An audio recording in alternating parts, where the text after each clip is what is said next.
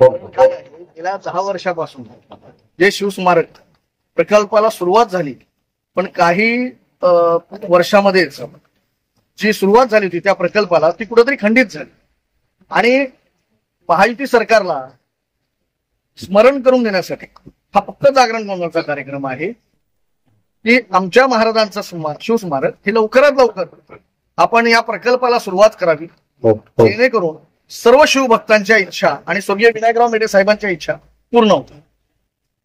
नेमकी अडचण काय आहे शिवस्मारक होण्यामध्ये एवढी दिरंगाई होते ते आपण सरकारला विचारूया. त्यासाठीच कार्यक्रम घेतलाय आहे. 2016 नंतर कार्यक्रमाला सुरुवात झाली, प्रकल्पाला सुरुवात झाली. युती सरकार गेल्यानंतर महाविकास आघाडी सरकार आलं. त्या दरम्यान स्वर्गीय विनायकराव मेढे साहेब वारंवार महाविकास आघाडीला पत्रव्यवहार म्हणा, भेटून म्हणा सांगत होते की बाबा शिवस्मारकचा जो प्रकल्प बंद आहे तो लवकरात लवकर सुरू करा. पण दुर्दैवाने सरकारने ऐकलं नाही आणि साहेबांना राजीनामा द्यावा लागला. आता आमचं सरकार आहे, महायुती सरकार आहे. आमच्या महायुती सरकारला स्मरण करून देण्यासाठी हा आम्ही प्रारंभ केलेला आहे. साधारणतः काय ते सरकार तुम्हाला सांगू शकेल. जो रखडलेला प्रकल्प आहे तो लवकरात लवकर सुरू करावा. टेक्निकल काही गोष्टी असतील त्या सरकार त्यांच्या वतीने करतील.